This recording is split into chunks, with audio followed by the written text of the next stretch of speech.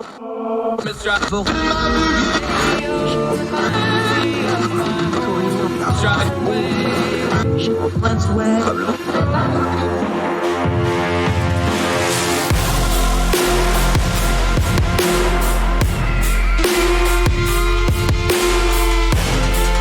your host, Andrew Donaldson. This is Heard Tell.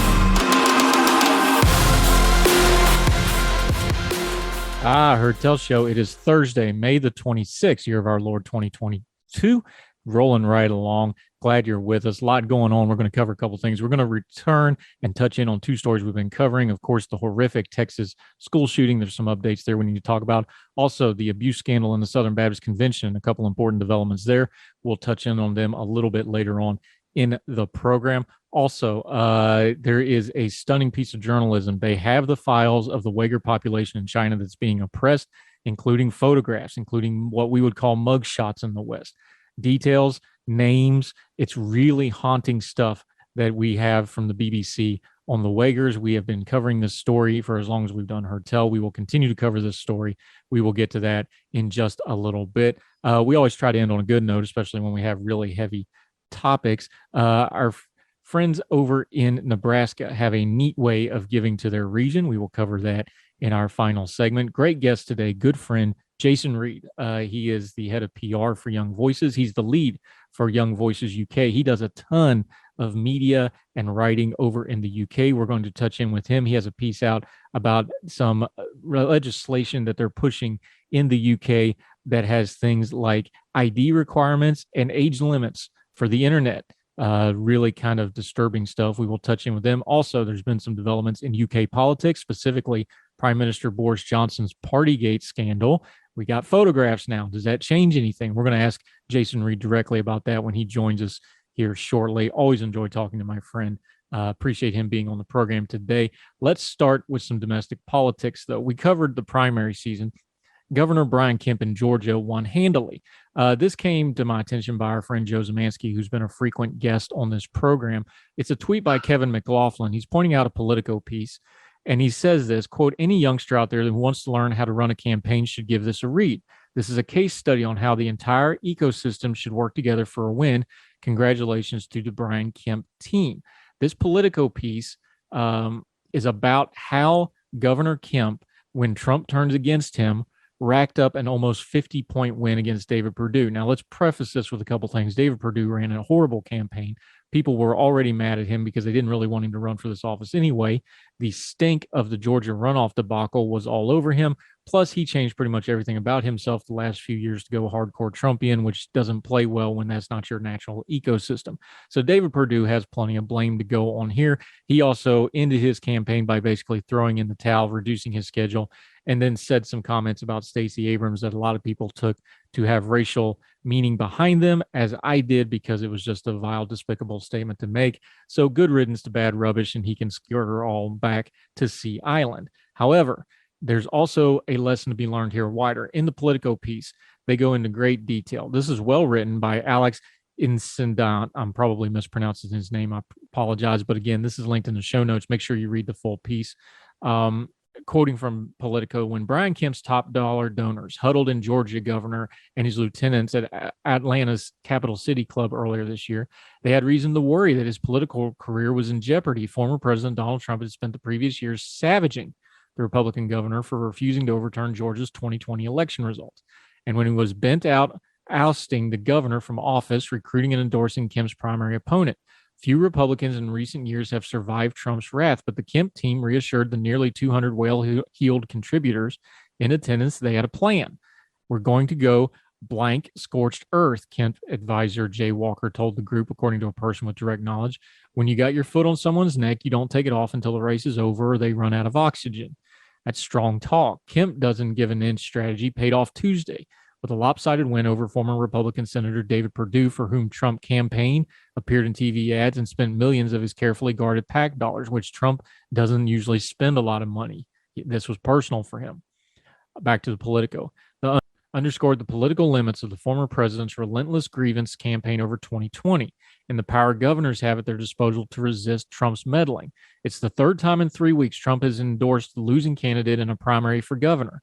And while Trump and Perdue bet that Kemp's refusal to intervene in 2020 vote count would sink him with Republican voters still angry about Trump's loss, the governor outmaneuvered them by suffocating Perdue's campaign before it could get any traction, according to more than a dozen interviews with strategists, donors, and party officials involved. By the time Perdue launched his campaign in December, he found that Kemp had used the levers of office to rally support of state power players and pass legislation that assuaged pro-Trump voters. Kemp had won the backing of many of Perdue's former longtime advisors, making it difficult for Perdue to build a political operation. And the donors had spent money and months aggressively courting the former senator's biggest donors, leaving Perdue financially devastated and demolishing his plans to establish a big funding super PAC. Even Trump found himself struggling to make inroads. He tried to get the former football star Herschel Walker endorsed by the governor to come out and support Perdue, to no avail. Outside of Trump's endorsement, this was a one-sided fight, said Tony Fabrizio, a Trump pollster who also works for Perdue. It was all Kemp. Moral of the story, there's a lot of rhetoric in these campaigns. You win the campaign, though, by campaigning. These people in this story show you the truth of something that we take for granted in the social media and political commentary realm. The better campaign usually wins. The campaign that did their due diligence, who put in the work, usually wins. You're not just going to get a Trump endorsement in something like the state of Georgia for the governorship and run roughshod over people who actually know what they're doing. This has far-reaching implications for the Trump campaign. They don't think these things through, and especially when it comes to relitigating 2020, the voting public doesn't have an appetite for it. Even Trump's most ardent supporters don't have an appetite for it. And now we got the data for it, but Trump is still obsessed over it. If Trump wants to run for president again, he better decide whether he wants to relitigate 2020 or he wants to run on a platform for 2024. The latter might have a little bit of leeway for him to do something with. The former is a dead end because nobody has an appetite for it. You have to run a campaign on the ground. You have to put the work in. And this will be a lesson going forward for Donald Trump if he decides to try to run again. All those people that served on that winning 2016 campaign, they're no longer with Donald Trump. I'm talking about the people that actually planned the thing out, the people that know what they're doing, the people that know how to run a presidential campaign. They're all gone. They're not going to be involved in any future endeavors with Donald Trump. He's going to be left with the sycophants and the hangers-on and whoever he can get to join him. This is an example that you need people who actually know how to run a campaign. Just the name isn't enough, especially a name that's gone through 6-7 years of the ringer, which will be where Donald Trump is if he tries to run for president again. The Trump name was not enough to even get rid of Raffensperger for the Secretary of State gig, somebody he purposely pointed out and wanted removed, and who wound up winning rather easily and avoiding a runoff in the process of doing it. There's lessons here for Team Trump. If there's going to be any value of that brand in the future, they're going to have to change course, because this course leads to being losers. That's something Donald Trump has been very public about, that he never wants to be. That's why he never claims accountability for anything. Something to keep in mind going forward. You know, these lessons are not hard and set in stone as what's going to come up in the future. But if Donald Trump continues to be Donald Trump, this is something you're going to see again and again as these primaries play out and as he considers his own future in electoral politics. More Heard Tell right after this.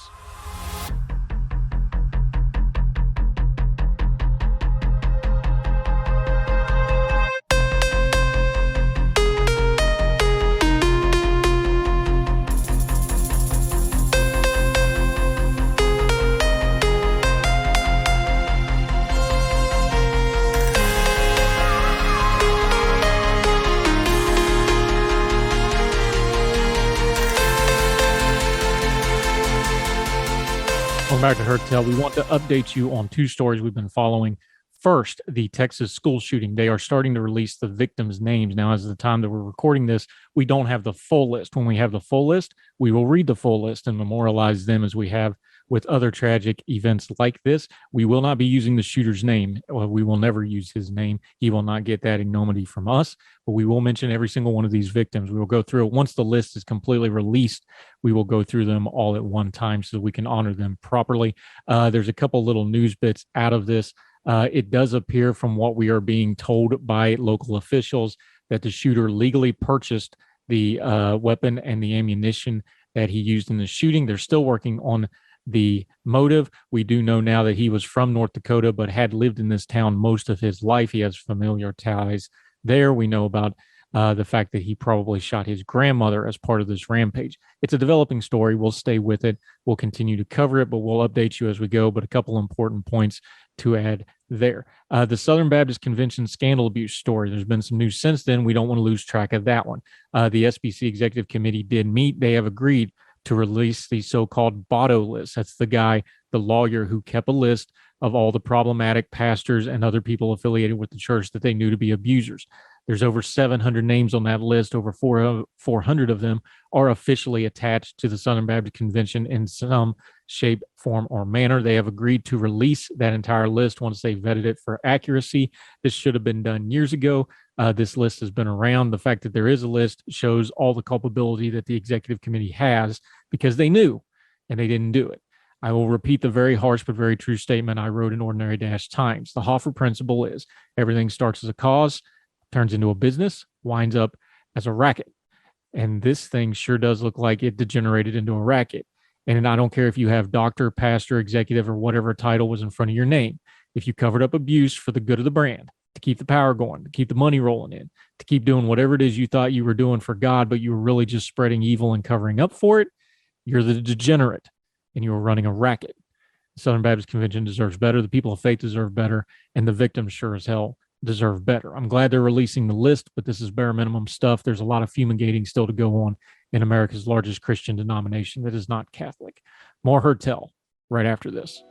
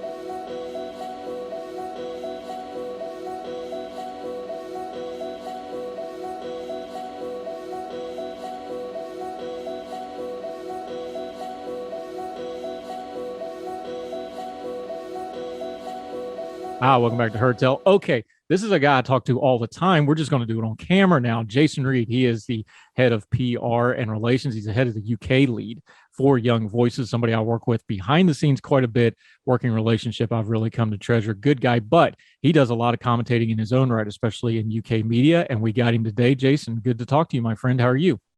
Good to speak to you, Andrew. I'm doing great, thanks. How are you doing? Yeah, been a while since we've had you on the program. We've had a lot of our other UK friends on. It's good to have you back.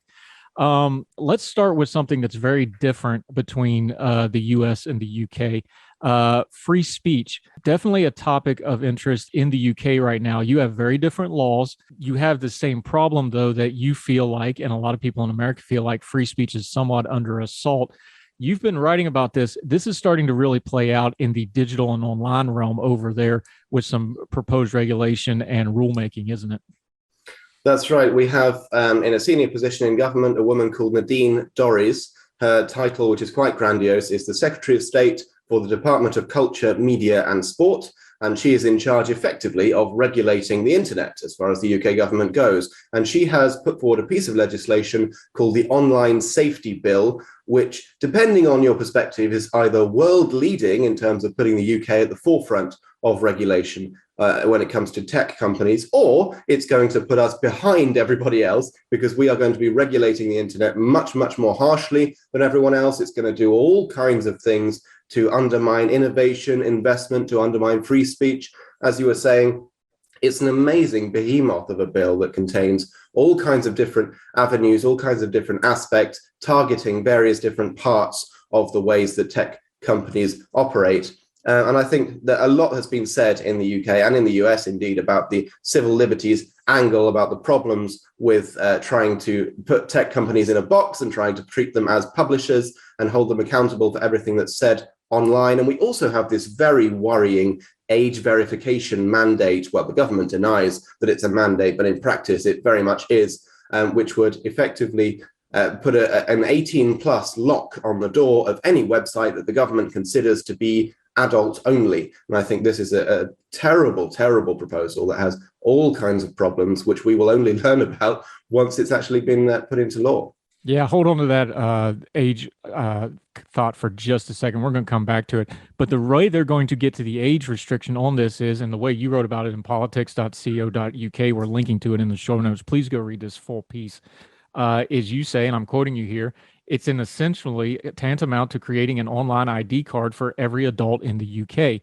Is it really that simple? Are they going to try to identify every single adult using the internet in the UK with this kind of a proposal?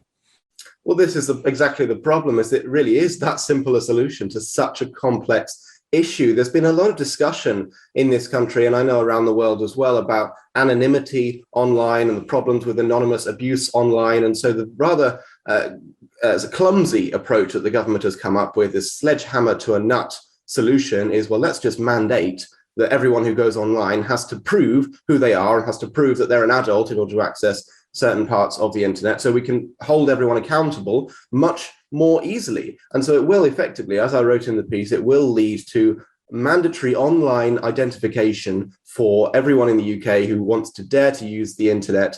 And of course, that is a very, very lofty goal. It's very hard to see how that will actually be enforceable. Are you really going to mandate that someone creating a Twitter account or someone registering to use any website has to provide ID? It does seem like it will create a sub-internet just for the UK, that we don't have access to a lot of the internet that the rest of the world does, because we've got all these very bizarre and very, very harsh interventions and rules governing the ways that we can interact with these different websites. It's a very, very simple solution that doesn't address any of the many problems. A lot of this discussion came about after the very tragic incident in which an MP called David Amos was murdered in his constituency office a few months ago. Now, that was awful, and that person who committed that atrocity has been, of course, put on trial and put behind bars for a very long time. But bizarrely, that led to a lot of MPs talking about online abuse, and there were a group of MPs who actually tried to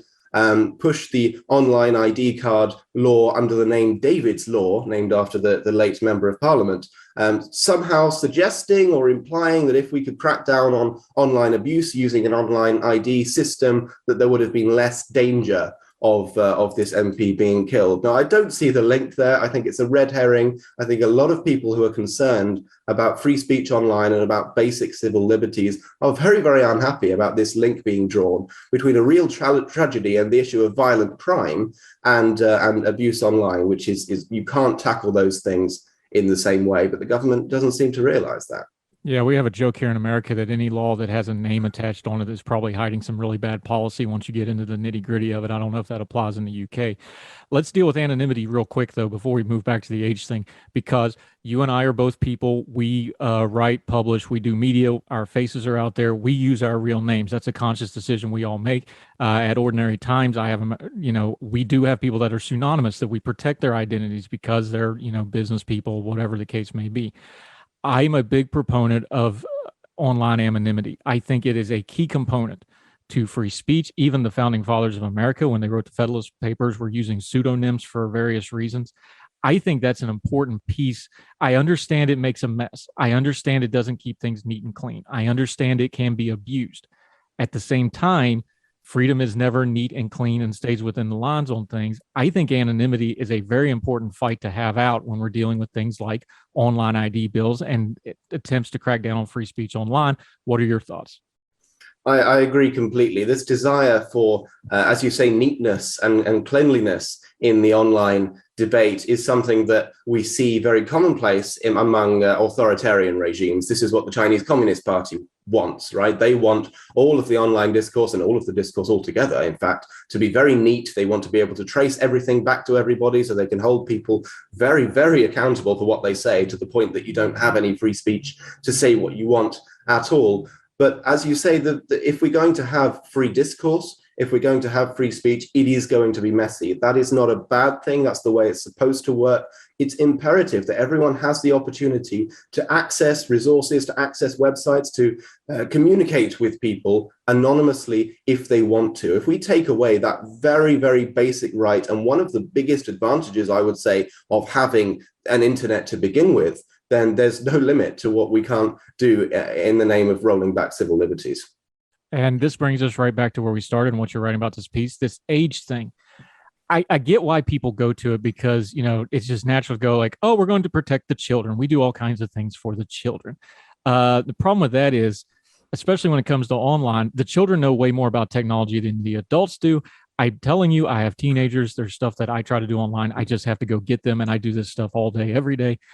I think it is very wayward to start putting age. The older I get, I'm just going to be honest with you, just on a personal level here. The older I get, the less I like age limits on certain things. And I understand things like alcohol, pornography, cigarettes. I get those sorts of things. Yes, you want age limits. But once you get to somebody that's an 18-year-old adult, aren't we just getting into gatekeeping and nannyism with this sort of stuff, especially with technology where the kids are usually one or two? We're talking about Facebook with the governments. The kids are already two technologies past that. They're on Discord, they're on Twitch, none of them are on Facebook except to talk to their parents. You see what I'm getting at? Like, this is moving too fast. This just reeks of nannyism to me when we start throwing these age limits on it. And it's mostly a rhetoric tool of, oh, I'm doing this for the children because otherwise you never let me get away with it. The problem here is that these complex social and cultural issues and the pace of technological innovation, government cannot keep up with either of those. And so when you have the state trying to solve issues like that using regulation, it's always going to be several steps behind. I'm 21 years old, and I regularly ask my brother, who's just a few years younger than me, for advice on how to do various technological things that I'm not familiar with. It's happening at such a pace that every few years there is some huge innovation. And of course, there are plenty of very easy and accessible ways to get around any age mandate, whether it's VPNs, whether it's some kind of other anonymity online, whether it's tricking websites into thinking that you're actually in an attic in Israel somewhere rather than where you actually are. And so these kinds of cack-handed measures to just slap age mandates on things never ever work, because the government is not in a position, even if it wants to, even if it's really committed, it's not in a position to regulate our interaction with the internet in that way. And there are even more, that's on a very base level, there are even more complex and detailed issues with this proposal, that come out once you dig a little bit into the detail. There was some interesting research done by the Adam Smith Institute, which is a free market think tank here in the UK. When this proposal last came around, which was when it was floated by Prime Minister Theresa May a few years ago and was nicknamed the Porn Laws, after the Corn Laws. And so they uncovered the fact that MindGeek is a name of the company that would be providing a lot of these age verification services. And MindGeek, by pure coincidence, also happens to own a number of pornography sites, including, I think, RedTube and possibly one other.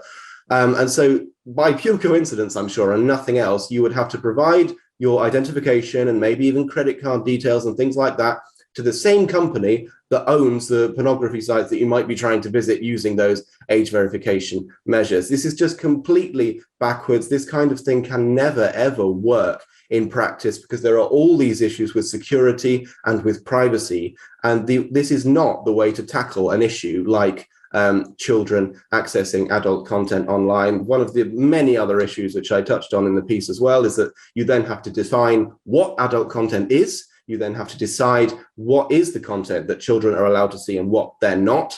And the way that it's defined in the online safety bill by the UK government is very, very worrying because they use, quote, psychologically harmful content, but they don't really explain what psychologically harmful content is. And so it seems like they're not just going to ban, a few porn sites and leave it at that. It seems like they are giving themselves the power to ban almost everything except for a few extremely colorful and child-friendly websites if they want to, and to restrict access to those unless you hand over your details. So this was never about children to begin with. This is about the nanny state. It's about power. It's about putting in place barriers for ordinary people doing ordinary things like browsing the internet.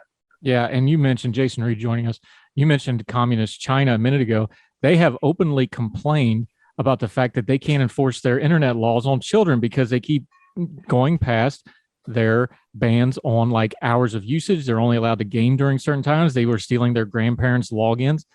If the evil Chinese Communist Party regime, which can control just about every aspect of life, especially online, can enforce this stuff, there's no way a decently open and free society like Britain is going to be able to do this, is there? That's exactly right. This is one of the few things that gives me hope about the future and about future generations, is the way that the younger people, children and teenagers and Generation Z, perhaps if you want to call them that, respond when these kinds of issues come up. I'm reminded of whatever you think of Donald Trump, when there was that issue of Donald Trump holding rallies in the US and various children and teenagers on TikTok congregating to order lots and lots of free tickets to those rallies and then not turn up, so that Donald Trump ended up talking to an empty room. Now, whatever you think of Trump, I think that is hilarious, first of all, and it's a very, very good indication of the spirit that young people have when they are confronted with these kinds of very, very ill thought out regulations. And so I just hope that generational spirit does not go away, that we can keep resisting. And yes, use your VPNs. Yes, do whatever you have to do to just continue using the internet, continue living your life in the way you want to. Of course, we would never encourage that people break the law.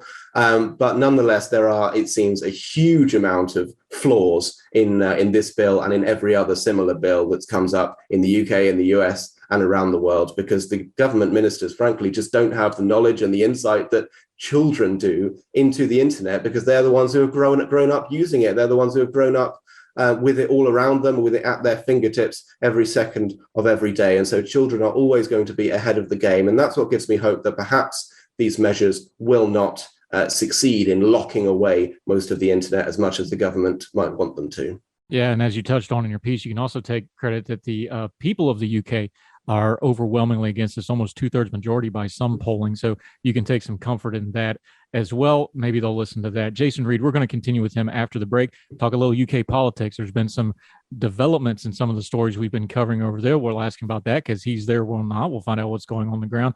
Our friend Jason Reed from Young Voices, right after the break, as Heard Tell continues.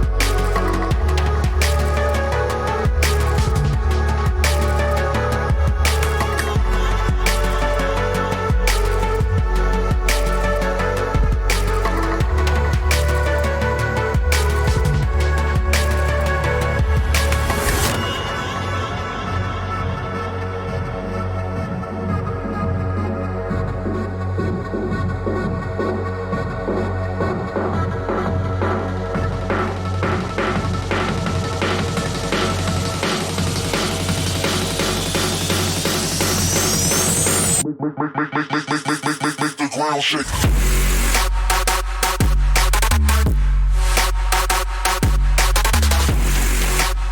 Welcome back to Heard Tell. Okay, since he's in the UK, I've got to ask him about it because we've been covering it. Jason Reed joining us, UK Young Voices. we know that we live in a media age. We know that imagery changes things. We know the Partygate scandal with Boris Johnson. We knew the various sessions of prime minister questions. He's done a lot of tap dancing around these issues. Now we kind of knew what was probably inevitably going to happen. We've got a photo of him actually partying. How much is that going to change this story? Does it change the narrative? Does it refire it up? Does it put more pressure on the prime minister? Now that we got the visual, this is the age we live in. It changes things. What's this going to do to this story now? I'm afraid it won't make a huge amount of difference. It feels like the Partygate story has been going for a long, long time. And I feel for the first time relatively confident today in saying I think this is the last development we will see. The Metropolitan Police investigation has concluded. Sue Gray, the civil servant who was charged with investigating the political aspect of whether Boris Johnson broke the rules or broke the ministerial code, that has concluded as well. She has this morning published her report in full. It seems that there is nowhere near enough appetite within the Conservative Party to remove Boris Johnson over this, to trigger some kind of vote of no confidence in his leadership. We've had all the evidence, we've had all the photos released, and so I now think that today is the day when Boris Johnson starts fighting back. And I don't say that with any glee or delight in my voice. I said many times when the Partygate scandal first emerged that he should have resigned, and he really should have done. He's the first prime minister ever to have been served a fixed penalty notice, fined by the police while in office. That's never happened before. And just a question of honor and honesty and integrity, he should have gone a long time ago. However, I am not at all of the belief that that actually will happen. I think it's highly likely that he will lead the Conservatives into the next general election, which will happen either next year or in 2024, and that they will probably win that as well. As far as Partygate goes, there's been some new details that have emerged today because Sue Gray has published her report. As you said, some photos have come out showing various events that we'd heard about before, but we were lacking some details. There are several aspects which seems to contradict some of what Boris Johnson said, like there was one particular leaving do at which a couple of senior members of Downing Street staff were leaving and they held some kind of small gathering to see them off. And Boris Johnson seemed to imply that it was a very quick toast of a drink and then leaving. But in actual fact, the photos show that there was quite a substantial spread of food. There was various drinks. There were lots of people in attendance. There are many, many holes you can pick in what he has said. The point of contention is whether he actually lied to Parliament, because if he did lie to Parliament, that is an offence where you have to resign. And if it was clear that he resigned to Parliament, it's almost certain that he would be kicked out by his own party. But because of the way he talks, because he's, for want of a better word, he's kind of slimy in the way that he dodges issues, he has been able to get around it, even though very clearly he has been trying to shift the blame onto other people, shift the focus away from himself throughout this scandal, even when it was very clear that he was very much part of what was going on and very much in the know when those rules were being broken. Sometimes we overthink politics. We get into all the nitty gritty and the 3D chess of it and all that. How much of this story is just fatigue? There's a whole lot of other stuff going on. And we've talked about it before with our UK contributors over and over again. There's no real clear-cut successor in the Conservative Party that would be ready to step forward. How much of this is just kind of inertia of those factors of there's story fatigue, there's a lot of other things going on in the world, people are trying to move on from this story, and there's nobody to really step up and take Boris Johnson's place. So just practically speaking, taking him out at this point would be problematic for the party. Is it a lot more of that stuff, and we're just putting some of the more political stuff on top of it, trying to make more of it than what it probably was? Well, there is definitely a lot of political fatigue around Partygate. It's been clear, I think, for some time. In fact, I would say it's been clear since almost the beginning that this was not going to be a big enough scandal to force him out of office, because people are tired of hearing about it. And shortly after the scandal first broke, we then had other very significant developments, like, for example, Russia invading Ukraine. And since then, we've had the cost of living crisis in the UK that has really taken hold, and lots of questions being asked about that. And it really puts into perspective how important or perhaps unimportant it is to have detailed discussions about whether or not the Prime Minister ate some birthday cake in his office or whether he had drinks in the Downing Street garden one day 2 years ago. So there is a lot of fatigue around it. And that's why I think it's clear now that the story will go away, because up to now, it's always been waiting for the next thing, whether it's waiting for the Metropolitan Police to publish their findings or whether waiting for Sue Gray to publish her findings, and so on. Now there is nothing left to wait for, as far as I can see. And so the scandal is over. I'm not convinced, however, about this argument of Boris Johnson staying in post only because there isn't someone clear to replace him. When Theresa May resigned in 2019, Boris Johnson was seen by many as the clear successor, and he won that leadership contest by a landslide. But there aren't many occasions before that. I can think certainly of David Cameron, the Prime Minister before that, where there had to be a very clear successor for it to be considered possible for the Prime Minister to resign or to be forced out of office. I think there are plenty of contenders. Rishi Sunak, the Chancellor, has seen his polling ratings tumble a little bit recently, but there's Liz Truss, the Foreign Secretary, who is very, very popular in the Conservative Party. We have various other senior cabinet ministers. There's a huge amount of talent in the Conservative Party. There would be no problem at all. There would be no shortage of candidates if Boris Johnson were to resign tomorrow. The problem is that he is, as some people say, Teflon Boris. Nothing sticks to him. None of these scandals can bring him down. And of course, it's in very recent memory that he delivered Brexit, and he secured that 80-seat huge majority in Parliament for the Conservative Party back in 2019. He is still seen as an election winner. He is still seen as someone who people in the red wall of former Labour heartlands like and will vote for. And so I don't think there is any chance, I don't think there's any appetite to get rid of him before the next election. Yeah, he's going to be an interesting case study when we get like 5 or 10 years away from his premiership and look back on it, because he's one of those guys, you call it Teflon. Back during the Obama administration, we called it the Stray Vultures series. There's just so much going on.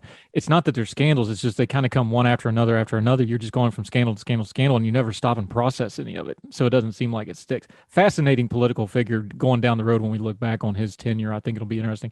Okay, Jason Reed, real quick before we got to let you go, my friend, I want to do this. We have lots of young voices, contributors on this program. You are behind the scenes, one of the leaders of that. I work with you all the time on getting these great guests on here. The good news about that is this is the season where people who are curious about young voices can actually be joining young voices. You're more articulate than I am. That's why you're my boss at Young Voices. Could you articulate to folks who are liberty-minded, freedom-minded, who are looking to do things in the media and writing and commentary realm? Give them the pitch, because this is the season where they can actually take a look at Young Voices and see if they want to jump in with us. I'm proud of my affiliation with them. I think we do a whole lot of really good things and good work. Give them the pitch and let them know how they can do that, my friend. Absolutely. So the Young Voices contributor program takes people on twice a year, and now is the time if you want to apply. The deadline is on Tuesday, May 31st, to apply at young-voices.com, and we can help you if you become a contributor. We have a team of professional editors who will work with you on your writing, and I can testify from personal experience, it makes a huge difference. It will make you into a much better political commentator, a much better op-ed writer, and help you make those connections with media outlets to get published. And this applies in the US, in the UK, in Australia, in France, as of recently as well. And we also have the PR side, we call it, which I'm in charge of, which is to do with TV and radio and broadcast interviews. We train you up and we mentor you. And if you want to, we can talk about booking you for TV and radio interviews. And we hope that we help people gain the professional training and skills that they need to go on and commentate on politics, to have their voice heard, to be a policy analyst, to be a journalist, to be whatever they want to be within the realm of politics and policy. And because we just give you those skills, building that bridge between the media and young people. And when I say young people, officially the upper age limit is 35, but of course, I'm sure Andrew can testify that we have a little bit of flexibility in certain cases on that particular front. Flexibility, that's what we're going to call it now. You're going to call me old with flexibility. All right. I didn't say old, Andrew. I said flexible. Let's stick with that. My birthday's actually on Sunday, so I feel every bit of it, my friend. I appreciate that. Jason Reed, one last quick thing, though. You do a lot of UK media. You're going to do media right after this. What's something that we should be watching from this side of the pond in the UK? I know the cost of living, something both sides of the Atlantic is going to be dealing with. What's one of the media things, because you're in those green rooms, you talk to producers, things like that. What's bubbling that we should be paying attention to over there? Well, this is a very interesting time in the UK media, and a lot of that discourse revolves around how much the UK media should or shouldn't be like American media. In fact, we've had 2 new television channels launch, national ones, in the last year, one GB News and one Talk TV, which is owned by the same company that runs Fox News. And there's a lot of discussion about whether either of them could or should or will soon be the British version of Fox News, and this kind of talking, down the camera in a very opinionated, often right of center way. So I would suggest keeping an eye on those two outlets in particular. It's a very, very interesting development that is going on. I think it's a good thing. I think we don't have enough. We didn't have enough variety in terms of TV, news and opinion and politics for people to choose from. And so more is better, and the free market will decide who succeeds. And I think there's a lot of space for new voices to come through. But that is something that I think is really, really interesting to keep an eye on, is how those two channels compete and develop, and how they shape the output of the bigger and more established channels like the BBC and like Sky News. Yeah, and we appreciate seeing you on there. We appreciate you getting the young voices out on there. I pitch young voices because one simple thing: the people are outstanding. Every single one of them. It's amazing for the several years I've been with them. Jason Reed, always enjoyed talking to you. It's good to do it on camera. Let's do it again soon, my friend. Thanks so much, Andrew. It was great to talk to you as well. Yes, sir. Thank you.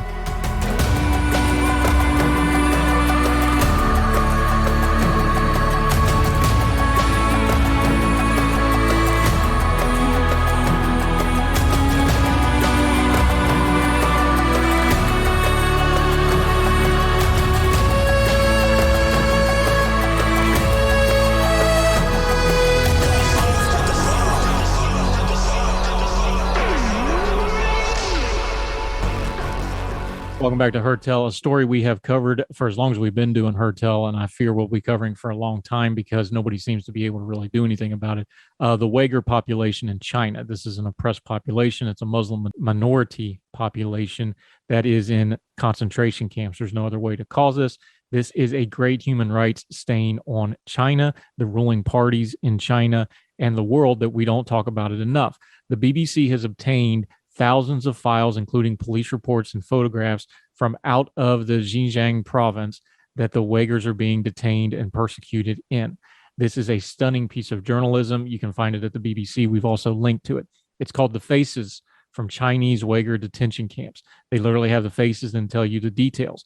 Reading from the BBC, thousands of photographs from the heart of Chinese highly secretive system of mass incarceration in Xinjiang province, as well as the shoot-to-kill policy for those who try to escape, are among a huge cache of data hacked from police computers serving in the region. The Xinjiang police files, as they're being called, were passed to the BBC earlier this year after a months-long effort to investigate and authenticate them. They can be shown to offer significant new highlights into the internment of the region's Uyghur population and other Turkic minorities. Their publication coincides with the recent arrival in China of the United Nations Human Rights Commissioner, Michelle Blanchett, who, for the controversial visit to Xinjiang, with critics concerned that her itinerary will be under the tight control of the government. Let's be adults here. It is. They're not going to let her see anything. There will be nothing come of that of any substance. The cache reveals in unprecedented detail, reading from the BBC here, China's use of re-education camps and former prisons as two separate but related systems of mass detention of the Uyghurs, and seriously calls into question its well-honed public narrative about both. The government's claim that the re-education camps built across Xinjiang since 2017 are nothing more than schools is contradicted by internal police instructions, guarding rosters, and the never-before-seen images of the detainees. These are like mug shots, if you are familiar. And its widespread use of the terrorism charges under which many of the thousands were swept into formal prisons is exposed as the pretext for the parallel method of internment with police spreadsheets full of arbitrary, draconian sentences. The documents provide some of the strongest evidence to date for a policy targeting almost any expression of Uyghur identity, culture, or Islamic faith, and of a chain of command running all the way to the Chinese leader, Xi Jinping. The hacked files contain more than 5,000 police photographs of Uyghurs taken between January and July of 2018. Using at least 2,884 of them can be shown to have been detained. As for those listed as being in re-education camps, there are signs that they are not willing, quote-unquote, students. China has long claimed them to be. It then goes on to list these people. You need to see these pictures. Some of them you can actually see the police right off camera with batons, making them sit for these photographs. This is stuff right out of things like the Holocaust, where you see those things from like the Auschwitz Twitter handle where they show and then tell the stories. This is genocide in real time. This is a grave human rights violation. And those of us that have freedom and freedom of speech, freedom of press, and platforms to do so should not allow China and their economic might to buy our silence. We must not let them. We will be judged harshly. And the untold number of Uyghurs suffering under this need us to be their voice until they have a better situation free of the oppression of the Chinese Communist Party, which is interning them and God knows what else. More Hertel right after this.